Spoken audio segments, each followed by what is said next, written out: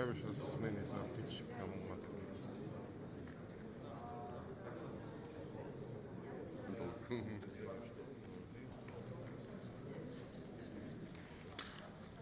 И јавно многу пати е кажана намерата дека секоја година ќе се обидеме 0,1% од буџетот да зголемуваме за МРТВ. И тоа е јавно, транспарентно, прецизно и ве молам да остане нотирано. Околу ексклузивитетот или условно дефинирањето на предлагач како ЗНМ. Сум бил Насари на твое место. Знам што прашуваш и знам зошто го бараш тоа.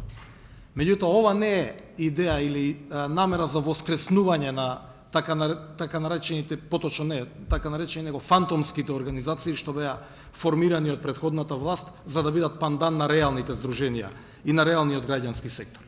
Но, мнозинско здружение е здружение кое што самото себе си успева да постигне таква позиција во општеството затоа што најголем број на членови нему му веруваат. Меѓутоа, па да дадеме ексклузивитет само на едно, можеби ќе се формираат уште 2-3, зависно, тоа е прашање на потребата на професијата. Е некоректно. Мора да го оставиме тој простор за плурализам. Но дефинитивно, еве и денеска јасно е, кое здружение е присутно овдека. Во неколку наврати упатуваме покани до сите оние што се регистрираа во минатото, се регистрираа на чудни адреси. Точно е тоа беше во пржинските преговори дискутирано. Факт е тоа, меѓутоа, ве молам немојте да чувствувате дека директно кон вас е насочено се тоа. Оставаме простор за плурализам. А во Македонија се потребни еснавски организации што ќе ги штитат интересите на еснавот и ништо повеќе од тоа. За на моментов тоа и го прави. Што се однесува до дискусии што дојдоа и од другата страна. Ќе ве потсетам на случајот на А1 телевизија. Значи нема да спомнам име и презиме на собственик, случајот на А1 телевизија. Во Македонија никогаш не сме да се повтори случајот А1 телевизија. Ве молам. Значи, собствениците на медиуми, законските одредби што и сега ги носиме, се во насока на регулирање на пазарот, имаат права и обврски, сите, и на национални телевизии, и така натаму, и така натаму. Мора да ги почитуваат одредбите од законите. Мора.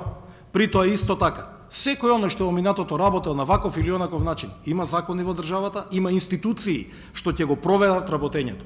Никој нема да остане надвор од проверка и од проценка и нормално, согласно тоа, ќе се постапи во поврзано не само со одредениот медиум, него со било кој чинител на пазарот. Но да се оди тенденциозно во затварање на медиуми, тога никогаш нема да се случува повеќе во Република Македонија. Сите ќе мораат да ги почитуваат законите, не само овој, него и сите други закони, подеднакво на пазарот да бидат во интерес да работат на граѓаните и при тоа. За сето тоа јавно и транспарентно ќе мора јавноста да биде запознаена. Ви благодарам.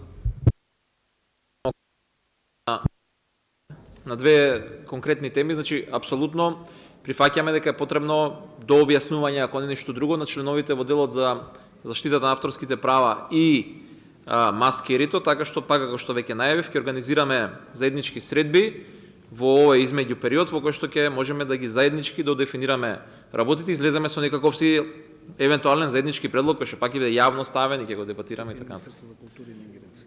И Министерството за култура ќе го вклучиме и така натака, но ве очекувајте дека ќе бидете повикани многу брзо да видиме кои се можностите околу тоа и да ги објасниме членовите во законот.